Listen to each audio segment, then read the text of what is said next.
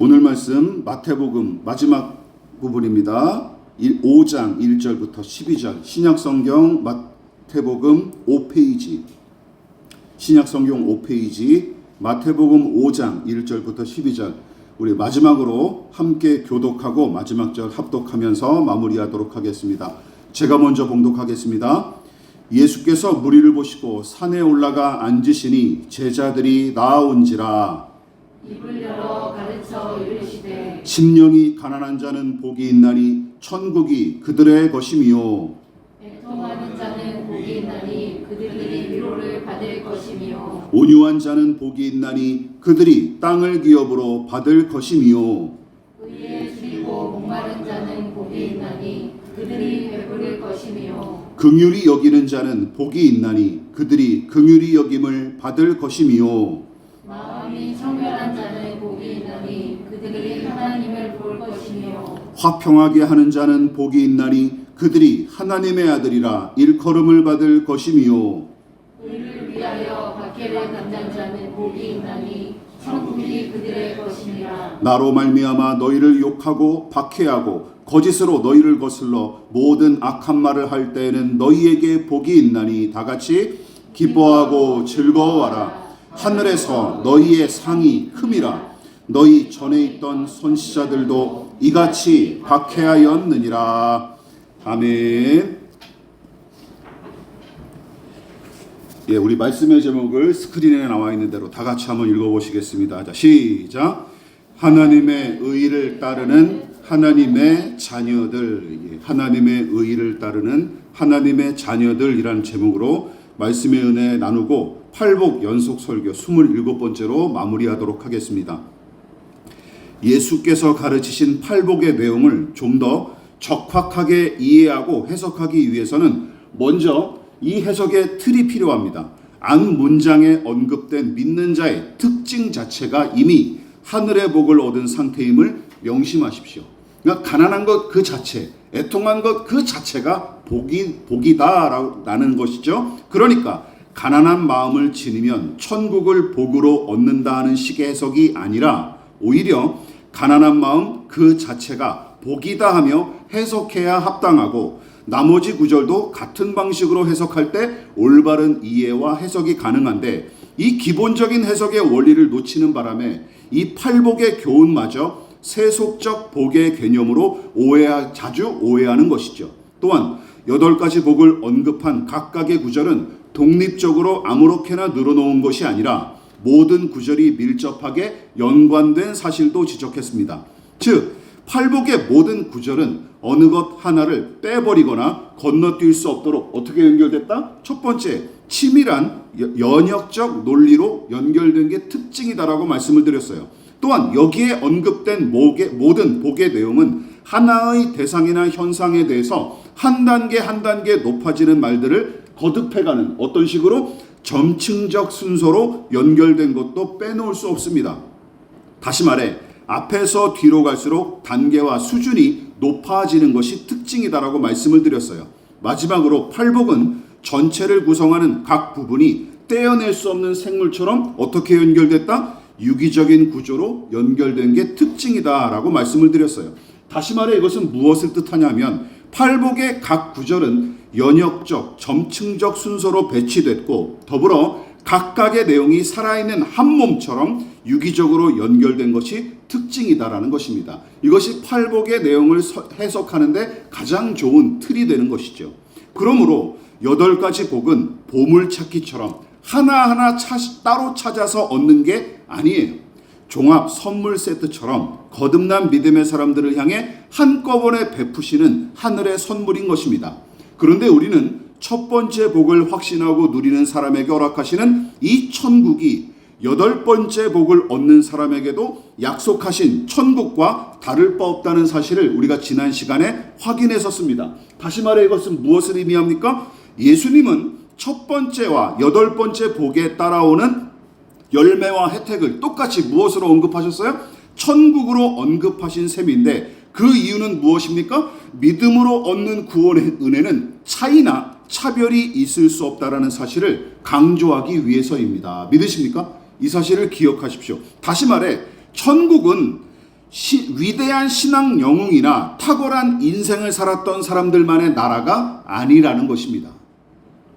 믿음으로 자신의 가난함을 직시하고 애통하는 사람들도 들어가는 나라인 거예요. 믿으십니까? 이 사실을 염두에 두십시오. 따라서 가난한 마음을 복으로 받은 자와 의를 위해 박해받는 복을 얻은 자가 같은 천국을 누리게 될 거로 약속하신 예수님의 가르침은 오직 은혜로 주신 믿음으로 구원을 얻는다는 성경의 교리를 강력하게 지지하고 증명하는 말씀인 것이죠.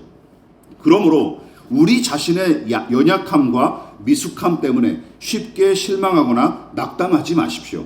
다만 우리같이 연약한 죄인을 부르시고 구원하시는 이가 바로 하나님이라는 사실만 확신하면 그만입니다. 그러나 신앙을 비롯해 극단이라는 것은 아무런 유익이 없고 오히려 시간이 지날수록 더 많은 해악을 끼치기 마련이죠. 여러분, 극단에 치우친 것 치고 좋은 게 거의 없습니다. 여러분, 그래서 신자가 하나님의 은혜를 의지하는 믿음만 지나치게 신봉하면 결국은 퇴행을 일삼는 응석바지로 전락할 수밖에 없죠. 그런데 반대의 경우도 마찬가지예요. 높은 도덕성과 고매한 인격과 또한 박해도 감수하는 용기를 지닌 사람만 진짜 그리스도인인 것처럼 생각하십니까? 그러나 그것은 예수께서 2000년 전에 정죄하신 바리새인의 율법주의를 재탕하는 짓에 불과할 뿐더러 경건과 믿음의 진보 등을 요구하는 성경의 명령을, 이게 부정적인 게 뭐냐면 마치 오르지 못할 나무처럼 생각하게끔 부추기기 때문에 유익이 없습니다. 그렇다면 믿음의 사람들은 어떻게 살아야 할까요? 또한 무엇을 위해 살아야 할까요? 그리고 극단에 치우치지 않고 균형감을 지키는 신앙은 무엇일까요? 팔복의 마지막 교훈은 그 문제로 고민하는 사람들에게 합당하면서도 건강한 목표를 제시합니다. 여러분, 먼저 번에 제가 설교했다시피 박해를 감수하면서까지 추구해야 할 의란 무엇이다? 우선은 예수님을 신뢰하는 믿음으로 얻은 하늘의 의를 가리키고 거기 더하여 예수님의 의로운 성품, 하나님의 의로운 성품을 담는 것을 의미하는 것이죠. 그러나 하나님께서 허락하신 하늘의 의를 따르고 예수님의 의로우신 성품을 담는 일은 여러분, 이게 쉽습니까? 쉽지 않을 뿐더러 어떤 경우에는 의로운 삶을 추구하다가 종종 손해를 보고 고통을 겪기도 하죠. 왜냐하면 불신앙에 잠식된 세상의 생리는 기본적으로 하나님과 그분의 뜻을 거스르고 대적하기 때문이며, 심지어 세상뿐만 아니라 우리 죄인, 나 같은 죄인의 본성은 의를 위해 박해를 감수하기는커녕 그것에 굶주리거나 목마르지도 않고 도리어 하나님이 아닌 다른 것을 쫓아 살아가는 게 죄인의 입장에서는 더 자연스럽고 편리하기 때문입니다. 그러니까 세상이 그러하고 우리 죄인의 내면의 본성이 그러하니까 이게 하나님의 의를 쫓아 살아가기가 너무나 힘든 거예요. 힘든 게 당연한 거예요. 이거 쉽다고 얘기하는 목회자들은 가짜입니다. 현실을 모르는 거죠. 자기 자신을 잘 모르는 사람인 거죠. 오죽하면 사도 바울이 아들처럼 아끼는 디모데에게 다음과 같은 내용으로 경고하고 지적했겠습니까? 디모데후서 3장 12절을 보시죠. 같이 한번 읽어볼게요. 시작. 무릇 그리스도 예수 안에서 경건하게 살고자 하는 자는 박해를 받으리라. 못 박아 버렸어요. 이게 성경의 가르침이에요.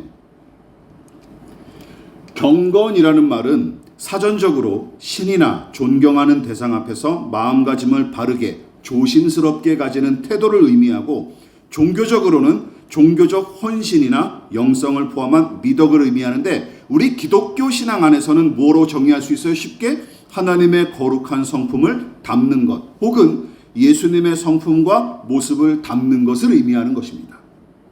다시 말해 예수님을 신뢰하는 믿음과 예수님의 그 선하신 성품을 담는 삶, 즉 경건은 이렇게 두 가지로 정리할 수 있어요. 예수 믿음과 또 한 가지는 예수 닮음인 셈인 것이죠.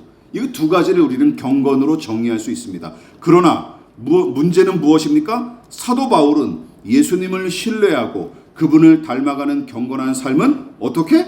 응당 박해를 받을 수밖에 없다 하고 단호하게 가르치는 거예요.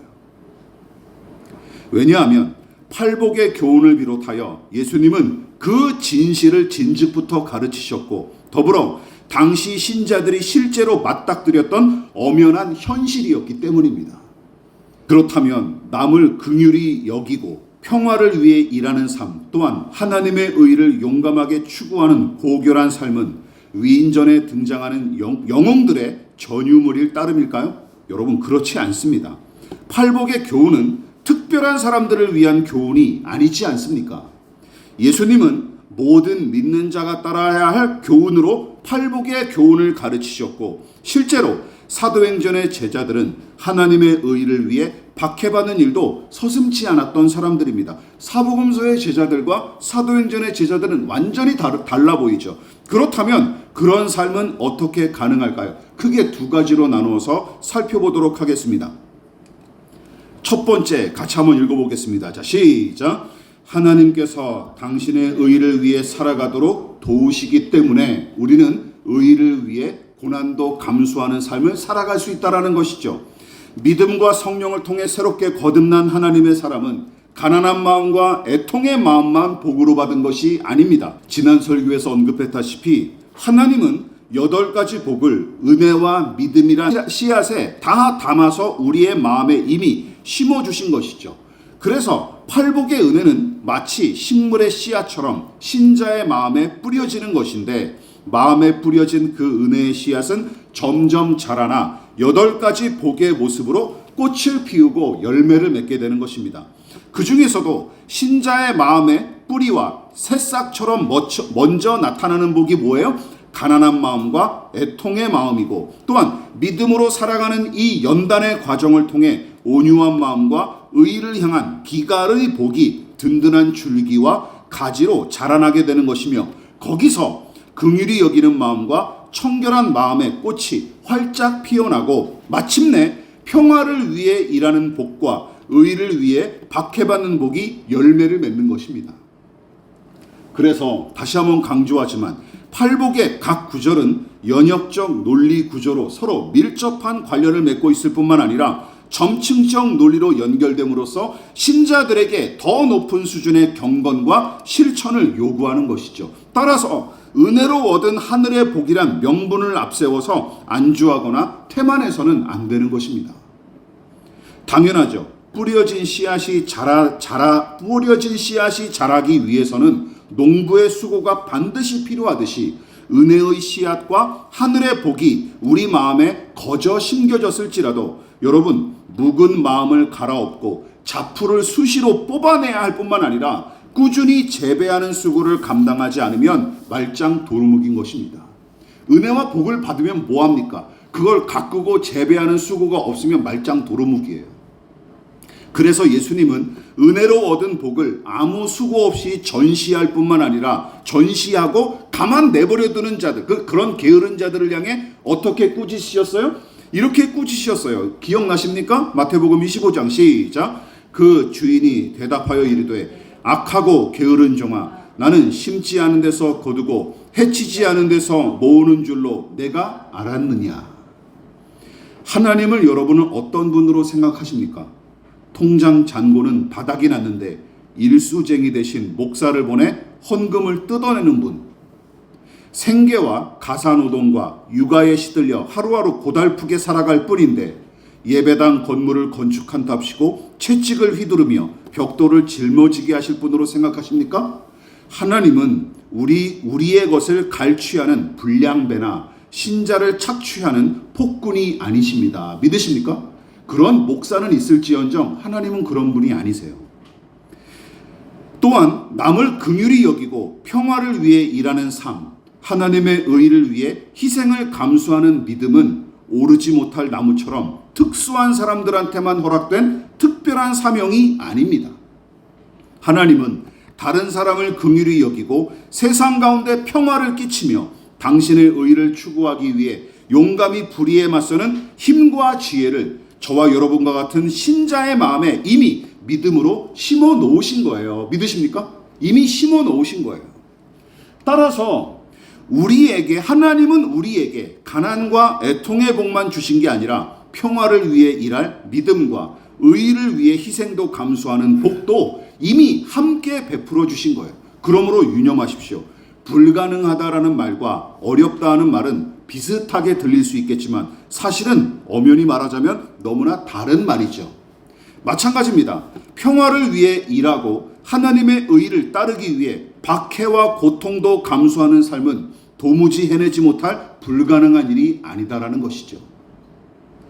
그리스도인들에게조차 힘들고 어렵고 꺼름칙스럽지만 그런데도 시도할 만한 가치가 있고 또한 마땅히 도전해야 할 삶인 것입니다. 그뿐만이 아닙니다. 하나님께서 믿음의 사람들에게 긍휼과 평화와 의를 추구하는 힘은 물론이고 그 하늘의 신령한 복을 그저 근근히 연명할 만큼만 베푸신 거로 오해하지 마십시오. 오히려 하나님께서 우리와 같은 죄인을 구원하실 때는 그 복과 은혜를 발휘할 수 있는 힘과 지혜와 용기를 넉넉히 공급하십니다. 베드로가 고백한 말을 함께 볼까요? 베드로후서 1장 3절 시작. 그의 신기한 능력으로 생명과 경건에 속한 모든 것을 우리에게 주셨으니, 이미 주셨다라는 거예요. 베드로의 이 증언과 찬양을 동의하고 확신하십니까? 그렇다면 아래와 같이 고백한 내용도 동일하게 신뢰할 것입니다. 잘 아시는 말씀이죠. 바로 이 확신을 가진 사람이 빌립보서 4장 13절처럼 고백할 수 있는 거예요. 같이 읽어볼게요. 시작. 내게 능력 주시는 자 안에서 내가 모든 것을 할 수 있느니라. 이 베드로후서 1장 3절의 고백을 가진 사람이 빌립보서 4장 13절을 이야기할 수 있는 거예요. 히브리서 13장 8절 또 읽어보고 6절 시작. 그러므로 우리가 담대히 말하되 주는 나를 돕는 이시니 내가 무서워하지 아니하겠노라. 사람이 내게 어찌하리요 하노라. 아멘이십니까? 이것을 기억하십시오. 예전에도 몇 번이고 반복했다시피 빌립보서 4장 13절의 이 고백은 믿음으로 내가 무슨 일이든 전능해졌다, 불가능한 일이 없다 하는 뜻이 아니에요. 어떤 처지에 놓였을지라도 하나님의 은혜로 얼마든지 감사하고 만족할 수 있는 것, 또한 하나님이 베푸신 힘으로 이 무서운 현실에 용감히 맞서는 전천후 신앙을 가리키는 거예요. 전능한 신앙이 아니라 전천후 신앙을 가리키는 거예요. 기억하십시오. 베드로나 바울을 비롯한 신실한 신자들은 하나님께서 베푸신 은혜와 능력의 강함과 풍부함을 확신했던 사람들이고, 더불어 그 은혜와 복을 현실에 대담하게 실천하고 적용했던 믿음의 사람들이에요. 한번 해보자. 하나님이 도우실 것이다. 이 하나님의 의를 따라가 보자. 그러면 하나님께서 얼마든지 내게 지혜를 주시고 힘을 주실 것이다. 이런 믿음이 있었던 사람들이라는 것입니다. 그러므로 이렇게 생각하십시오. 하나님은 믿는 사람들에게 하늘의 복과 능력을 선물로 베푸시고 그 이유로는 팔짱 끼고 가만 계시는 분이 아닙니다. 성부 하나님께서 믿음의 사람들과 늘 함께 하시고, 또한 성자 예수께서도 생명과 권능으로 우리와 늘 친밀히 함께 하시죠. 그뿐만이 아닙니다. 성령 하나님의 함께 하심과 인도하심도 두말하면 잔소리죠. 이처럼 삼위일체 하나님께서 우리 안팎에 함께 하셔서 도우시고 이끌어 주시는 것입니다. 다시 말해 하나님은 판매한 물건에 더는 신경 쓰지 않는 가게 주인 같은 분이 아닙니다. 팔았으니, 돈 받고 팔았으니 네가 이제 이후로는 알아서 해라, 이런 분이 아니라는 거예요. 우리 곁에 계셔서 하나님의 나라와 그 의를 추구하도록 계속해서 친히 돌보시고 우리를 도우시는 분이 우리 아버지가 되십니다. 믿으십니까? 이 사실을 기억하십시오. 그리고 이 믿음이 내가 모든 것을 할 수 있습니다 라는 고백을 가능하게 만들고 하나님의 영광과 그 의를 추구하기 위해 희생과 손해를 감수하는 용기와 힘을 제공하는 것이죠. 문제는 무엇입니까? 우리가 그걸 시도조차 해보지 않는다는 것이죠. 지레 겁을 먹고 말이죠. 그래서 의를 위해 고난까지 감수하는 신앙은 쉽지 않은 일이지만, 그렇다고 도무지 감당하지 못할 불가능한 목표는 절대 아닙니다. 무엇보다 팔복의 근원이신 삼위일체 하나님께서 우리를 친히 도우십니다. 사사기를 떠올려 보십시오. 소심하고 나약한 기드온을 불러서 용사로 세우신 하나님을 생각해 보시기 바랍니다. 사사기 6장 12절에 나와 있어요. 그러므로 지금도 나는 너를 용사로 부르신다 하고 말씀하시는 하나님의 음성에 귀를 기울여 보시기를 부탁을 드리겠습니다. 그렇다면 대담하게 긍휼을 베풀고 용감하게 평화를 위해 헌신하며 하나님의 의를 위해 기꺼이 희생하는 믿음의 용사로 우리를 부르시는 하나님의 그 음성이 우리 귀에 마음에 세미하면서도 분명하게 들려오게 될 것입니다. 그뿐만이 아니죠. 하나님의 의를 위해 고난을 감수할 수 있었던 또 다른 원동력이 한 가지가 더 있습니다. 자, 같이 한번 읽어볼까요? 자, 시작. 의를 위해 사는 자에게 약속된 하늘의 상 때문입니다.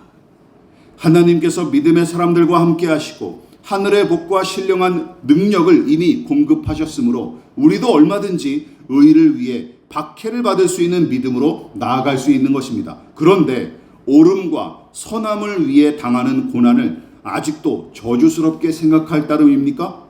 또한 나와는 상관없는 그저 이상으로 생각하거나 허세로 신앙적인 허세로 치부한 채 그저 속으로는 어떤 생각을 하죠? 이런 거창한 얘기를 하면 배부른 소리하고 앉아있네 하며 빈정대고 한심한 눈으로 바라볼 뿐입니까? 여러분, 신앙과 불신앙의 차이가 여기서 분명하게 나타나는데 삶을 바라보는 가치관은 물론이고 추구하는 인생의 목표가 너무나 다르기 때문이죠. 게다가 대부분 사람은 여러분, 제 아무리 고상한 이유를 갖다 붙일지라도 결국은 인생의 목표라는 게 다 그거 아닙니까? 잘 먹고 잘 사는 것으로 귀결되는 게 아니겠습니까? 아무리 거기에 고상한 이념과 사상을 갖다 붙여도 결국은 먹고 마시는 일이 우리에게는 가장 큰 문제이자 관건이에요. 이런 것이죠. 그래서 재벌까지는 아니더라도 넉넉한 노후를 보장할 만큼의 재정을 확보하고 병에 걸리거나 다치는 일 없이 일평생 건강을 지키며 심지어 죽는 날도 편안히 맞이하기를 간절히 바라는 것이죠. 어디서 태어나고 무슨 공부를 했든 무슨 직업과 종교를 갖든 상관이 없습니다. 금전적인 넉넉함을 통해 얻는 안락과 풍요와 윤택함을 일부러 마다하는 사람을 주변에서 찾아보기가 힘들 만큼 매우 드물죠. 물론 그것을 추구하는 삶이 제가 무조건 나쁘다, 악하다라고 말씀드리는 것은 아닙니다. 근데 문제가 있어요. 문제는 무엇입니까? 이거죠. 그것을 궁극적인 인생의 목표이자 가장 중요한 삶의 가치로 삼을 뿐만 아니라 거기서 더 나아가 사람을 판단할 때도 무엇으로 판단하는 거예요? 그걸로 판단하는 것이죠. 얼마나 잘 먹고 잘 사느냐. 이게 문제입니다. 쉽게 말해 넉넉한 재산과 괜찮은 학벌, 또한 건강하고 매력적인 외모, 그리고 사회적 지위와 명성 등을 갖춰야 훌륭한 사람, 값진 인생으로 평가하고 심지어 정의와 공의와 선함 따위를 추구하느라 가난과 고립과 고난을 겪는 사람을 가리켜서 요즘 사람들 섣불리 또 그렇게 얘기하죠. 어리석고 무책임한 인간처럼 취급하는 행태도 문제입니다. 더불어 천국과 지옥, 하나님의 심판, 영원한 하나님 나라의 등에 전혀 관심이 없고 오로지 이 땅에서 일어나는 일만 전부이자 전체인 것처럼 사는 것도 마찬가지입니다. 그러나 성경은 이것이 전부가 아니다라고 분명하게 가르치고 있습니다. 고린도전서 9장 25절 같이 읽어보겠습니다. 시작. 이기기를 다투는 자마다 모든 일에 절제하느니 그들은 썩을 승리자의 관을 얻고자 하되 우리는 썩지 아니할 것을 얻고자 하노라. 이것이 기독교인들의 목표여야 된다는 것입니다. 썩지 아니할 것을 위해 사는 사람들. 언젠가는 사라질 것들을 움켜쥐려고 아등바등하기만 한다면 하나님과 관계없는 사람이고 영원히 남을 것을 추구하는 사람이 바로 그리스도인이라는 것입니다. 무엇이 영원히 남는지 한번 생각해 보시기 바랍니다. 2018년 국가보훈 대상자 생활실태조사에서 광복회 관계자는 이렇게 얘기했어요. 독립운동가 유족의 80%가 차상위 계층이다. 국가의 지원을 받아야 겨우겨우 생계를 유지할 수 있는 사람들 80%가 독립운동가의 후손들 80%가 그렇다는 거예요. 일일이 공개할 수는 없지만 많은 분이 상당한 생활고를 겪고 있다 하고 인터뷰를 했었습니다. 또한 민족문제연구소 방학진 사무국장은 가장 큰 문제는 독립운동가 대부분이 2세 교육을 전혀 하지 못했고 결국 독립운동가 중 명망가 일부를 제외하고는 가난이 대물림됐다 하고 진단했습니다. 여러분은 어떻게 생각하십니까? 유념하십시오. 개인의 성공과 이익을 위해서라면 배신과 변절, 불법과 불의, 거짓과 사기, 착취와 폭력도 서슴지 않는 사람들은 기억하십시오. 교회를 다니고 직분을 받았을지라도 팔복의 8번째 복과는 아예 상관이 없는 사람들입니다. 아시겠죠? 부끄러워할 줄 알아야죠. 근데 부끄러움도 없죠. 그런 사람들은 게다가. 최근 증조부의 친일 행각이 드러나 비판을 받는 모 여자 연예인이 이슈인데 그녀의 부친이 가문 대대로 성공과 형통을 누린 일에 대해서 이렇게 큰딸에게 편지를 쓴 내용이 발각돼서 또 문매를 맞고 있죠. 뭐라고 얘기했냐. 세월이 우리 편에 서서 고맙게 흘렀기 때문이다. 우리나라의 역사와 세월이 우리 가문에게 유익이 많이 됐다 하면서 이렇게 얘기한 게 또 드러나가지고 창피를 당하고 있죠. 그 가문의 저급한 가치관과 졸렬한 사고방식을 고스란히 보여줍니다. 무엇보다 부끄러운 짓을 저질러도 물리적인 성공을 이루면 손쉽게 무마되는 현실은 그리스도 예수를 믿고 따른다고 자부하는 교회에서도 별반 다르지 않은 모습으로 나타나는 게 저 같은 사람의 입장에서는 괴기스러울 따름이에요. 괴기스러워요, 진짜. 그렇다면 오늘날 교회가 의를 위해 박해를 받기는커녕 도리어 부조리와 몰상식이 만연하고 의로우신 예수님을 닮아가기는커녕 세상과 다르지 않게 황금 만능주의와 약육강식의 원리가 교회 안에 판치는 이유는 무엇일까요? 간단합니다. 이것 때문이에요. 교회와 신자가 성경에서 제시하는 고결한 목표와 거룩한 목적을 망각하거나 폐기 처분했고 더불어 세상과 똑같이 물질의 풍요와 개인의 이익을 가장 중요한 목표와 가치로 삼고 있기 때문입니다. 그래서 그것을 위해 예배하고 그것을 위해 기도하고 그것을 위해 헌금하는 것이죠. 그러니까 세상에서 누릴 수 있는 것들을 다 누리고 또 죽어서는 천국에서 더 좋은 것을 누려보겠다라는 욕심이 교회와 신자들을 병들게 만드는 그리고 변질시키는 가장 큰 요인 중 하나인 것입니다. 그래서 하나님 나라의 영원한 복락, 하나님이 주시는 칭찬과 상급 등은 예배 중에만 써먹는 용어에 불과할 뿐 정작 거기에 소망을 두거나 그것을 위해 고군분투하는 신자는 찾아보기가 어려운 게 사실입니다. 그러나 세상에서 누리는 풍요와 성공과 상 대신 하늘의 영광과 상을 얻기 위해 힘쓰는 자가 진짜 그리스도인이라는 것을 명심하십시오. 이쯤에서 예수님을 한번 생각해 보십시오. 예수님은 모진 십자가의 고통과 모욕을 어떻게 참아내셨을까요? 또한 죄인을 대신하여 저주와 모욕을 담당하신 그 용기는 어디서 비롯됐을까요? 히브리서의 저자는 그 비결과 원동력에 관해 아주 다음과 같이 분명하게 가르치고 있습니다. 예수님이 어떻게 참아내셨대요? 무엇 때문에 참아내셨대요? 히브리서 12장 2절 시작. 믿음의 주여 또 온전하게 하시는 이 예수를 바라보자. 그는 그 앞에 있는 기쁨을 위하여 십자가를 참으사 부끄러움을 개의치 아니하시더니 하나님 보좌 우편에 앉으셨느니라. 십자가를 참으신 무엇 때문에 참으셨대요? 그 앞에 있는 기쁨, 그 너머에 있는 기쁨 때문에 참으셨다라는 것이죠. 그 앞에 있는 하늘의 영광과 아버지 하나님의 기쁨을 위해 십자가를 참으신 예수님, 이것이 바로 의를 위해 박해받는 자의 표본이자 본보기가 되는 것입니다.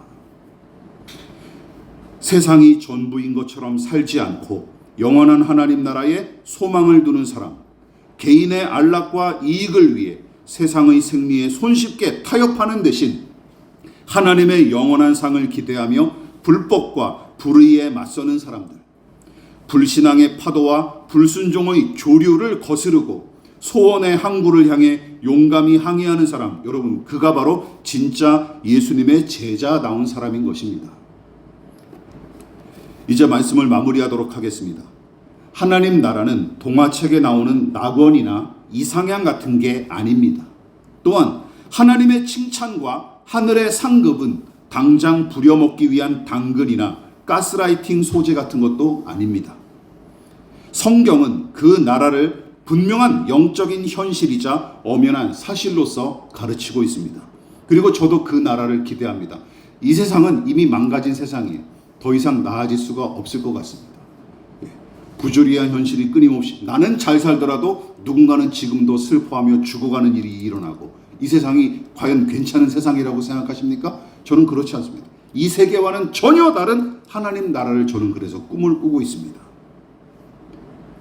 무엇보다 하나님은 우리를 의로운 삶의 길로 초대하고 계십니다.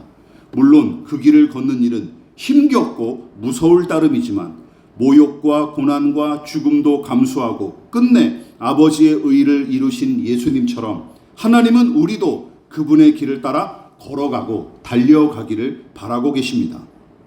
예수님과 함께 십자가에 못 박혔던 오른쪽의 강도를 다시 한번 마지막으로 떠올려 보십시오.